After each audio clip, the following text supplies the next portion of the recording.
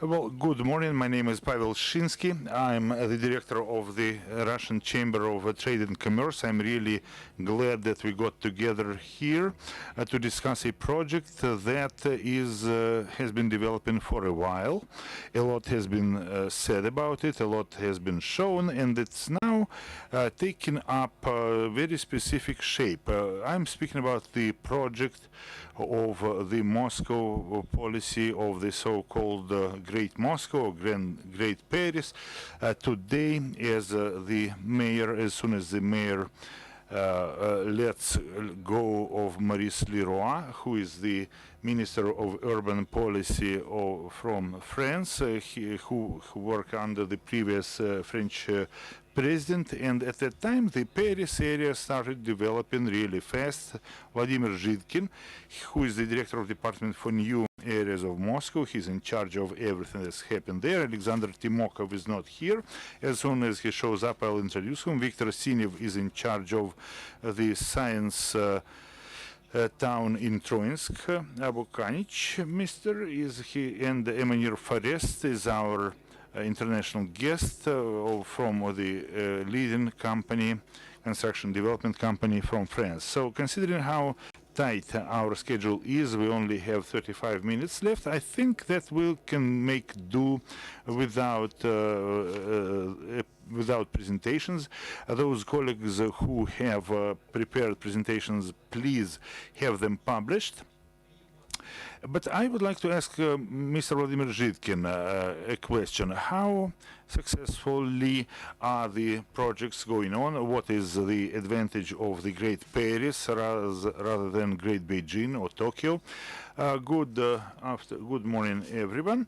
I'd like to remind you that today we are celebrating the 4th anniversary of Moscow expanding and being joined by new areas. And to commemorate this date, we have issued a book in Russian and in English, so all participants in this round table can familiarize themselves with what we have already done by now in the new Moscow. I'd like to also point out that I am not in charge of all things related to the new areas.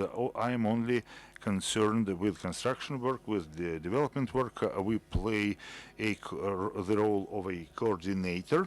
Whatever facilities are built there, unfortunately, Maurice Leroy is not here. He'll join us soon.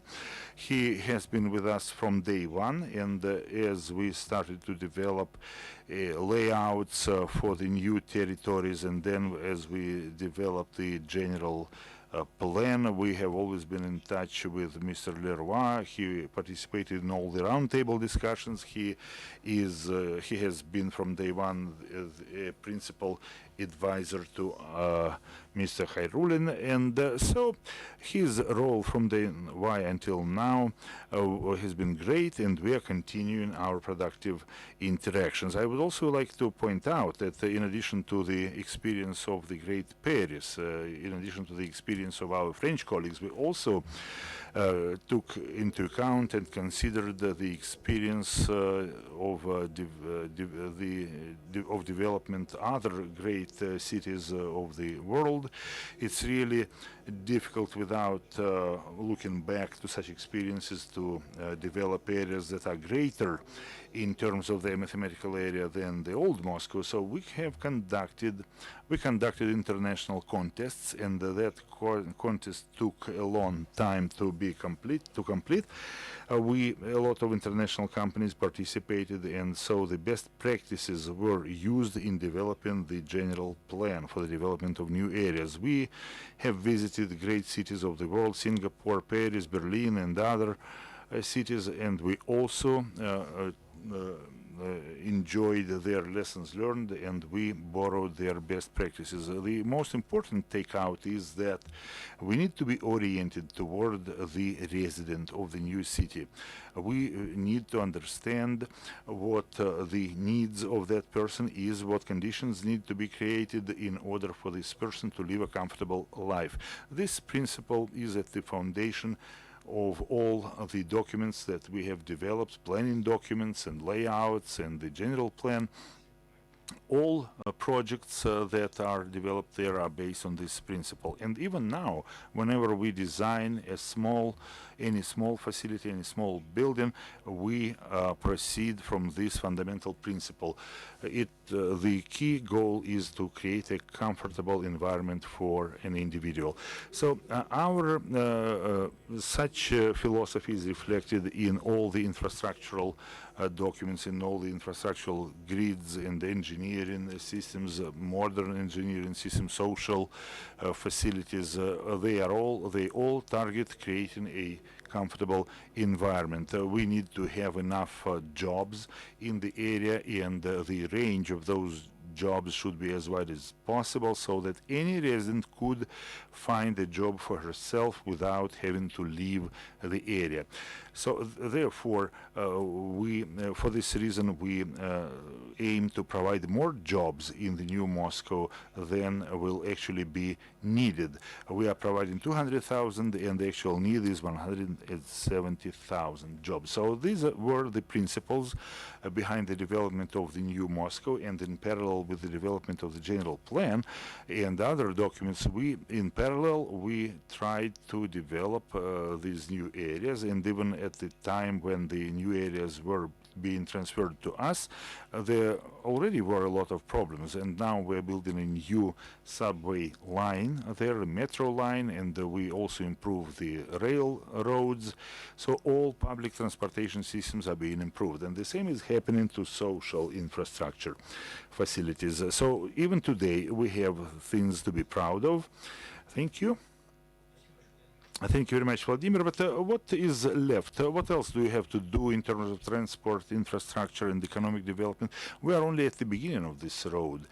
We have started building a metro line, and by 2018, we plan to have completed 130 kilometers of new roads, highways. The total number is 700 kilometers. So that part of the infrastructure that is going to be needed to kick off the project, that part is already in place, but we need to continue developing this territory in terms of its infrastructure, job creation over the entire period of development. And the entire period of development, according to the general plan, stretches all the way through 2035. So the next question is, my question is to Mr. Dragomirov and the others, Daramir, who come from this community. I'm sorry. What is the attractiveness of such large mega projects? I'd really like to use this word. So what can city authorities do in order to make these projects more attractive to the business community? Emmanuel? Thank you very much. I have prepared the presentation in Russia, but in order for me, I'd rather speak French if people can use no.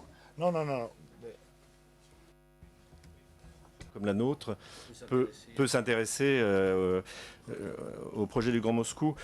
Très rapidement, je présente Bouygues, qui n'est pas connu. C'est une entreprise de construction de 30 travaille dans le monde entier et dans la construction traditionnelle de bâtiments et de travaux publics, et par ailleurs dans la construction routière. Nous avons une longue histoire avec la Russie, puisque nous avons créé la première société mixte franco-soviétique dans les années 80 pour construire l'hôtel Iris avec le professeur Fyodorov, qui était le grand ophtalmologue. Existe toujours, n'est plus un hôtel médical, et plus récemment on a construit un hôtel à Ekaterinbourg. Alors ceci étant dit, d'abord je voudrais dire combien je suis admiratif des projets de la ville de Moscou. Je viens à Moscou depuis 4 ans régulièrement. La ville se modifie, comme vous l'avez dit, quasiment tous les jours. Là actuellement je suis là 2 fois par mois et je vois combien la ville est en train de changer. Et j'ai même un ami russe qui me disait que ça deviendrait sans doute la plus belle ville du monde. Alors on ne peut jamais dire ça, mais une des plus belles villes au monde, indépendamment. Moscow is the best city in the world. It's one of the most beautiful. It's really rich in terms of its history. And I believe that what is important for a company is legal stability regulatory stability, clarity, knowing what the plans are, and we need to understand the legal framework within which we can operate. I can tell you that Russia has done all it could in order to make our cooperation possible. All legal documents have been signed, everything is clear and transparent. So I understand that this project is developing very fast, at a very fast pace, and what is our contribution? I have a minute, I understand. So, what is Great Paris? What is this concept and how can it be used for Moscow? The Great Paris started from Baron Osman. The idea was to facilitate all movement through the city, to improve sanitation, the sanitary conditions of the city, and provide citizens with an opportunity to feel safe and secure. Today we are facing four challenges, four transitions that we need to make. We need to make a transition in territorial terms. In Paris we set up a district consisting of 12 territories, each of which is located in houses a community, and the agglomeration as a whole amounts to 7 million people, a smaller number than what you have in Moscow.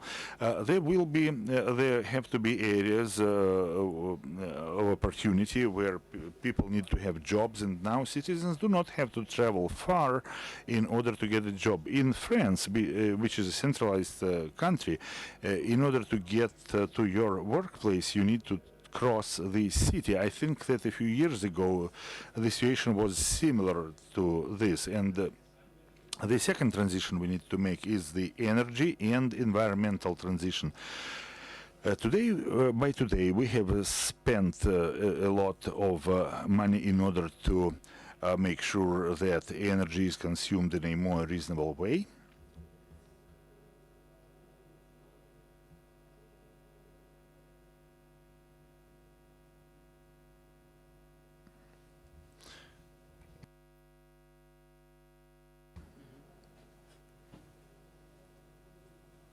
А тут вот что?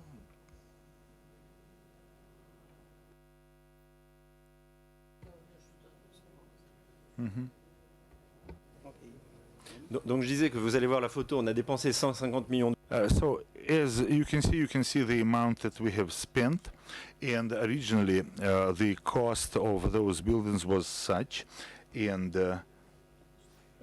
there were projects, there were ideas to install photovoltaic panels everywhere, and you see that in the past our office looked like this.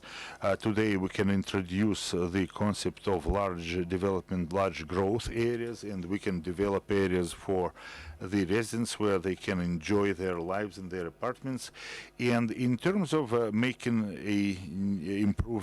improvements to the new centers of economic activities, I think this idea is really great. Thank you very much. As I mentioned, this is also very important because in order to get to the cathedral, to Notre Dame, and to the Russian cathedral on the Seine River, it will be opened by the president on the 19th of October. These buildings are really beautiful.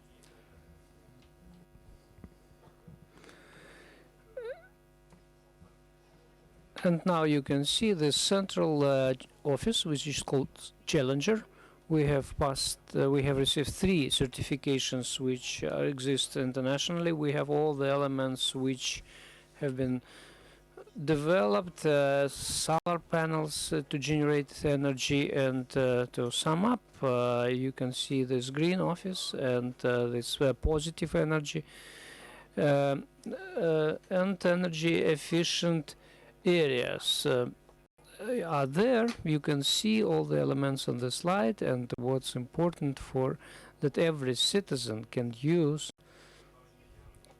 the energy efficiency and to be sustainable, and some buildings can distribute energy which they accumulated from morning to the end of the day. Therefore the energy becomes more efficient and cheaper.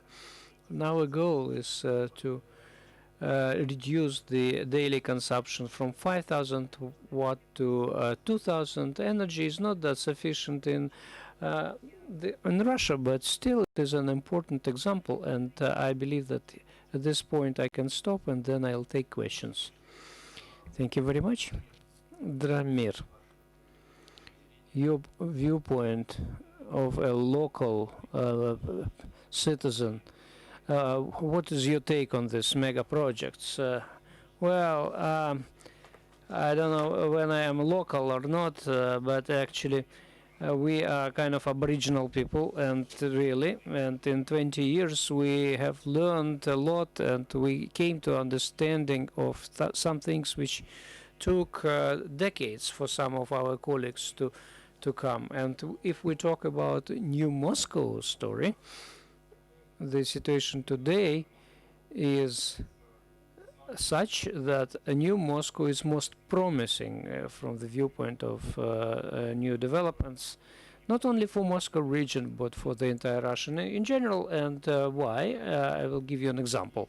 10 years ago, back in Moscow region, they started to design those communities and districts, and they saw it how they did it in France, and they actually ordered a wonderful concept with all this system designers were involved. And as soon as they started, it turned out that to build a good residential area with no highways, no utilities, it turned out to be impossible, and they just shelved this district, this wonderful design, and they started to work as usual. So the work which carried out by Moscow in the last 3-4 years allowed us to see a brighter future. We are not afraid to invest in roads, in infrastructure, and we see this intensive active development which was based on Moscow city's policies, and Moscow started to invest money in these new areas, and not vice versa. And this potential defines the volume of potential investment which may come to this area, and we are quite optimistic with regard to large residential multi-faceted projects in New Moscow, because now we have the chance to shape up a new layer of residential spaces which were not available previously when they tried to build something behind this, beyond the Moscow Ring Road. They encountered the problem that it's hard to reach, how to access these areas, and now we have this chance to design a very regular community district with all these utilities available, and the main capacity of the in the current market situation of buying capacity, it shifted to the territory of New Moscow.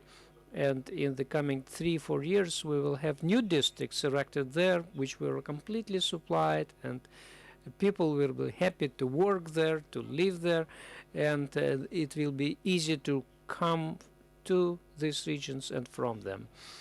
There mean many things, and I would like to pay your attention to the third component of this project in Troitsky.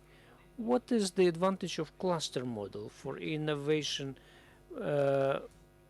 business, and how business responds to it, and how it can be integrated in this general development of areas by I actually an aboriginal to a New Moscow. I have been living there for several years, and I used to be a mayor of the city of Troitsk, and in Moscow region, and now we are New Moscow, and it's very important what Moscow intends to do on newly acquired territories. I like the Russian language because it is very sensitive to some new realities. And if we look at the terminology which are related to this project, then we first use New Moscow, which is common and acquired territories. We have the development of New Moscow, and we have the term of developing new territories. And when I hear this, I feel as if I'm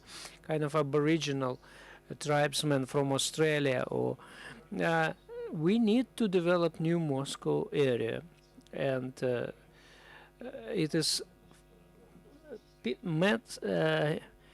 people-centered project. It is 1.5 times larger than Moscow itself. We have 22 residential settlements which are independently developing, and the project of Greater Paris. It was first supervised at Minister of Culture of France, right? And I believe it was a correct approach. We need to take it into account. And if we take this small territory which I represent, the city of Troitsk, definitely when we speak about polycentricity, we need to understand that these centers have their own specialization, which is based on tradition, competencies which are available. And Troitsk is, first of all, related to academic research and innovations. And we believe that this trend will continue, and we need to pay tribute to the Department of Development of New Territories, because New Troitsk is completely incorporated in the development of new territories, and as it was designed previously with our participation when we were a part of Moscow. And we have finalized the development of strategic development of Troitsk, and now we have a sufficient number of highly qualified employment plots, and following the President Putin's directives. And in comparison, I would just to say that a private investor has built a small techno park, invested 300 million rubles. It's not that but the equipment there costs 1.5 billion rubles, and so the investments which are made to have this new employment opportunities are much larger. Therefore, to create a good business environment at this territory to attract the investors, and then for Troitsk it's something which is extremely crucial. And what we hope for, the Greater Paris started, if I remember correctly, by placing new universities to the suburbs of Paris, and we also have this program. 5 universities are going to move out from Moscow, and we have a wonderful areas which can be used for that. And when we had public hearings on general plan of the Troitsk city, one of the directors of a school said, why do we need a university?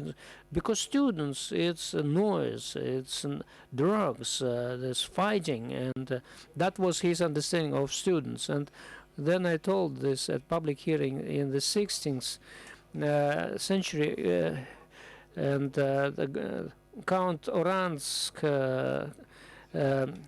was besieging Leiden, and for 5 months citizens of Leiden were surviving there, and he said, I can give you a tax break for 30 years, or you create a university. What those burghers voted for? Leiden University is the oldest university and the best university among best universities in Europe. And our residents also voted in favor of having a university in the Troitsk, and we have a site kept for this, reserved there, and we are hopeful that this Troitsk University will emerge there.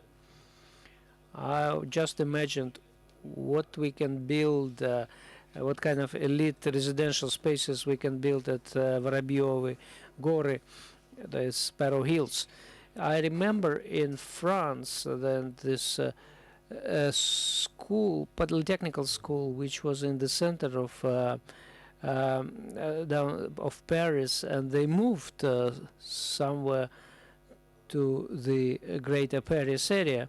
And you, as a French man, how do you evaluate those social and economic changes which the greater Paris brought to Paris citizens? Very interesting discussion. And with regard to universities, my experience is not easy on this. I recall the revolution of 1968. At that time we had a lot of transformations and changes in the society. I believe that I lived through this situation and with certain turmoil, and I was among the first graduates which was had to move from this wonderful district of the city, and it was very hard to accept this transformation. And we all had cars, and we had to return to Paris because all life was centered there.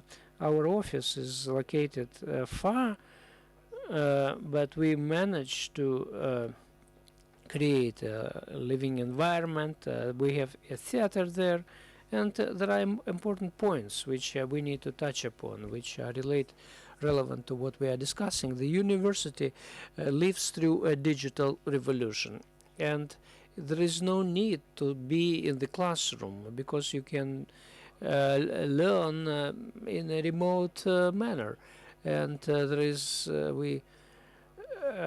progress is guided by small companies, which we call startups. And what's important that they are located inside Paris and beyond its boundaries. And we have this what we call incubators or industrial parks, where there are hundreds of young people. They create startups, they become leaders, and our company has decided to urge those branches, these businesses, to have 5 or 10 businesses, startups, which meet our goals.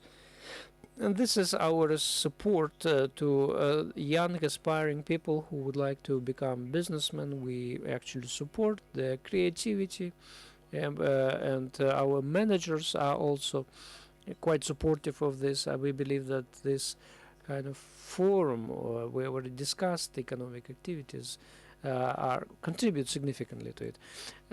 Can I add something to it? In our general plan, we also include some startup city element, and this is a place where we would like to grow up those innovative companies which are very close to this academic centers, and Troitsky is one of the famous research areas.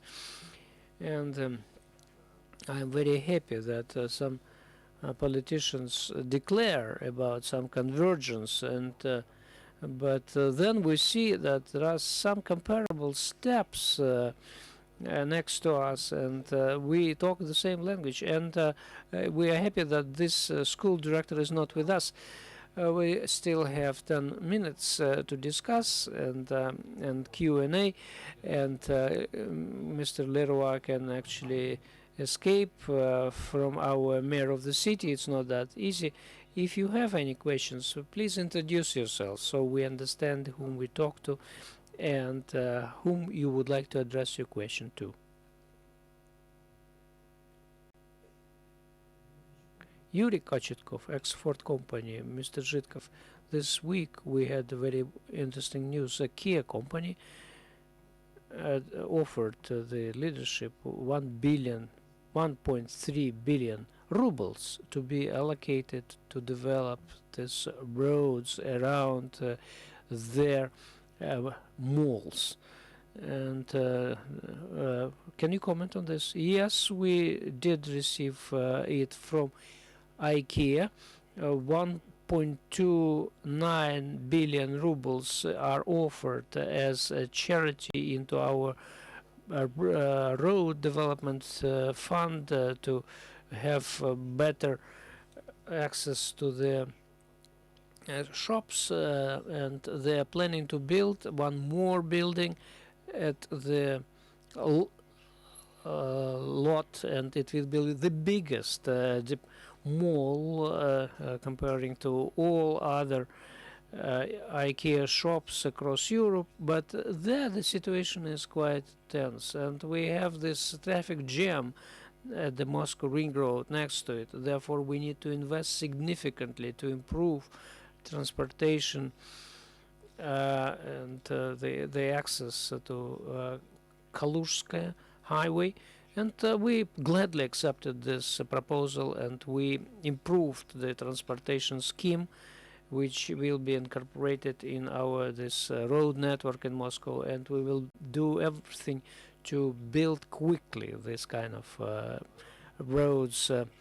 Well, we are expecting Ashan or Merlin with their budgets. Yes, we have a number of other proposals to contribute to the development of transportation network at new territories. And talking about clusters and universities, definitely these are development drivers for any larger city to build those universities and campuses. We have envisaged several sites, Troitz and Kommunarka settlement, where we would like to build a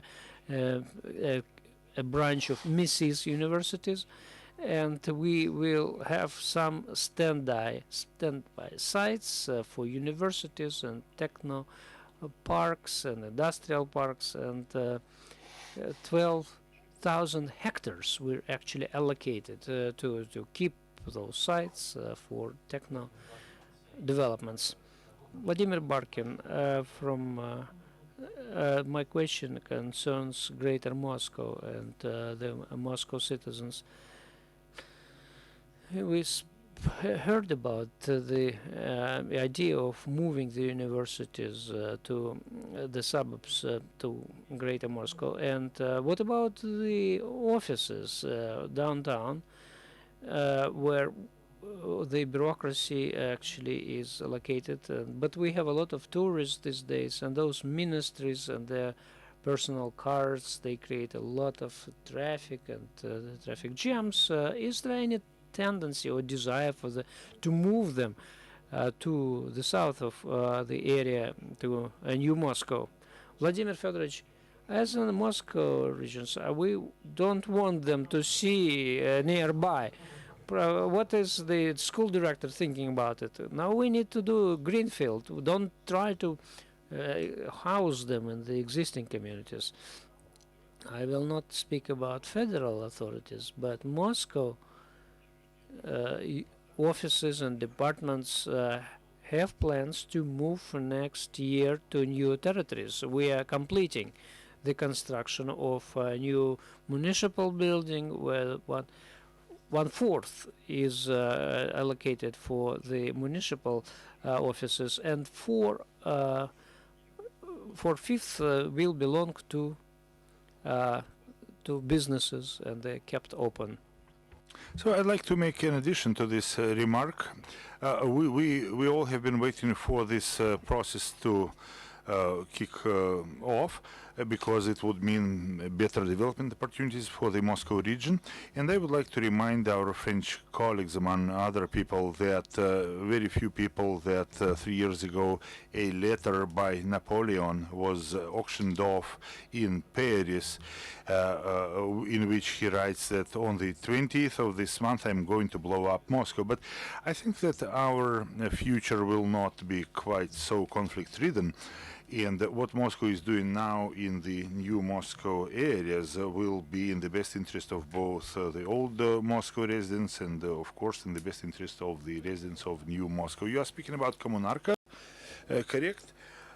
Where we are going to build an administrative and trade center. Its total area is about 4 million square meters. The first facility would be the the district authority building, which most of which will go to the city government. But it's just one building. There will be more. So it's a snowballing process. So I hope that in Butova on the dump site you'll also do something about it. Oh, at last, he's here at last.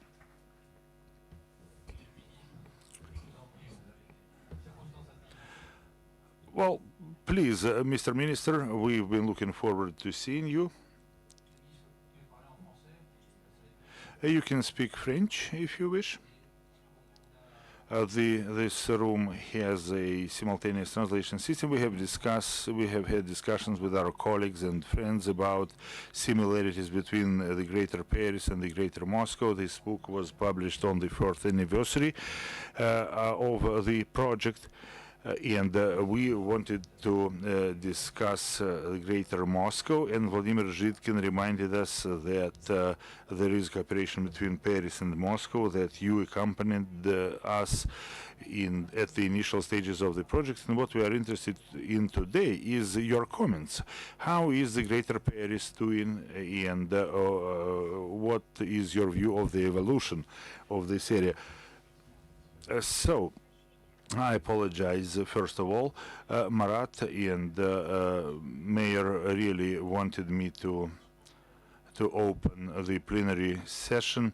It was not on the agenda, and I had to wait for this session to open. I had to run here. I'm really happy to see you all again and see my friend Vladimir. We have worked together a lot, especially 6 years ago. And I really like you are in Oregon. The great French poet was born in Moscow, and this is his wife. She was also a great poet, and she used to say that Paris is the greatest thing that can happen in one's life. So at the plenary session, I spoke with Dmitry Kozak, Deputy Vice Prime Minister. 6 years ago, the two of us opened a similar urban forum, and quite frankly, quite sincerely, I can say that Chateau and the Loire castles are a beautiful place, are beautiful places, but I want to speak about Paris, and I'll speak in a clean language without bureaucratic terms, bureaucratic jargon. The Greater Moscow is a project that started 6 years ago. I have a few pictures from the first forum, which I was a participant of, and by today everything has changed, and I'm really impressed. I'm impressed with the work that has been done by your team to create a new area. And thanks to the effort of Vladimir and Marat, if we look at this whole project of Greater Moscow. I myself was in charge of the Greater Paris project, and I can speak openly of this. The Greater Paris indeed was used as a model for the Greater Moscow. It's something that the Greater Moscow was inspired with. But what we are seeing today is that the Greater Moscow has outgrown the Greater Paris, and this is reality. Although it's hard for me to recognize this, but I admit that the Greater Moscow has outgrown Greater Paris in terms of its scale, in terms of the number of new stations, on all the facilities that we have worked on together 6 years ago, Vladimir and I, and all these things are being implemented today. In France, we just launched the first station. In fact, more than one new stations, 200 kilometers, and we expect what we are expecting now is the implementation of this new system, and you have already launched a multitude of stations, and they are already in operation. So this is the kind of reality we are facing. I'm only telling you the truth, and indeed my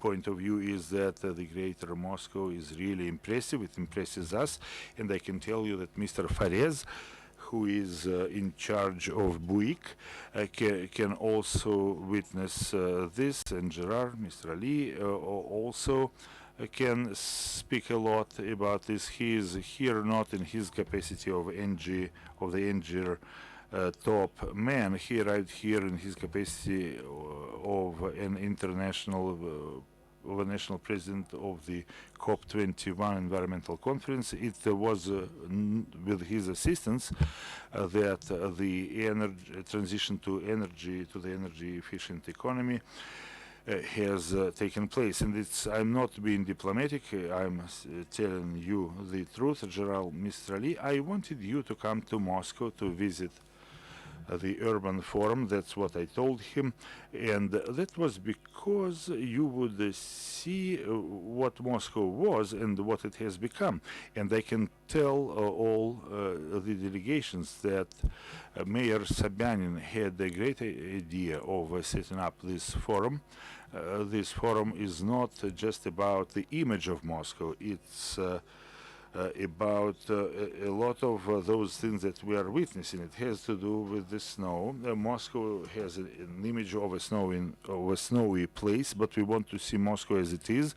We want to see its reality. And what also we were another thing we were impressed with when we got on board of a boat, we saw beaches. There are beaches in Moscow which you can be proud of. We went for a ride on the Moscow River, and we saw people walking around, enjoying their lives, smiling. And to a politician, this is the best answer, the best response, reaction that we can observe, happy citizens.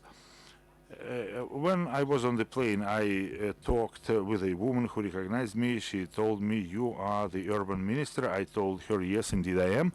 And she shared with me her impressions of Moscow. She lives in Paris, but she's a Russian. I told her that I must ask you about what you think. And she said, it was great. Indeed, we have to travel to work, to commute to work, but we see how the city is changing. The city is improving. Moscow, and that woman was a simple woman. She was not a politician or a high-ranking politician. She just spoke what was on her heart, and she was indeed impressed. She had been impressed. Thank you very much. Our time is running out, unfortunately. I'd like to thank you all for participating, for your contributions. Maybe we can have another 5 minutes for Q&A, for questions and answers. Please introduce yourself.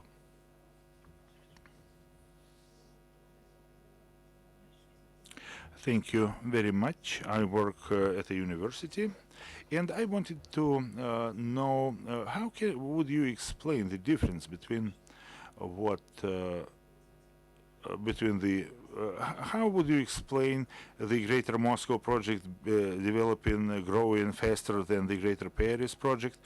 Well, I would give you a direct answer. I always give direct answers. I'm a strange politician. I'm a manager.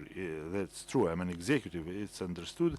But there are other executives here, and having a good executive is always very important, because you would have a person who makes decisions. In France, I worked in the team on Nicolas Sarkozy's team. Let's not discuss politics now, but I'd like to tell you that we together worked on the Greater Paris project. It was a successful one in our view, and the region was a socialist region, and the local authorities were from a different political camp. And if Jean-Paul Couchon and I, who was a socialist, were not able to sign a document, if we hadn't been able to sign it, then there would have been no Greater Paris. So therefore, we had to have a legally binding agreement. We know, about the projects involving metros, 220 kilometers, but it was this agreement that really helped us out. It was one of the rare cases or rare projects, and I was one of the few one of the few ministers who insisted that this project needs to work out and not just hand in the air. And in spite of all the pressures, the project has survived. And what we are seeing here, we see a mayor who makes decisions, who assumes the position of leadership. So as far as governance and management is concerned, everything is just fine. We discussed a lot of things related to the management, to government, and you are facing the same kind of difficulties that sometimes have to do with relations between various regions, between cities. It's an international problem, and it needs to be studied and researched in depth. And I believe that it's indeed a profound problem. How can we make sure that there is cooperation between the region and the city? And when we see that there is a political will, that there are political pressures, there are political issues, those things complicate the decision-making process. But here we see that decisions are made, and that's the difference. Ask the architects. Architects love emperors and monarchs because they are the people who assume responsibility and make decisions, and the architects for this reason love the emperors, monarchs, and even in Sochi. Thank you very much, everybody. Thank you, Mr. Minister. We don't have any more time. All the best to you all. Goodbye.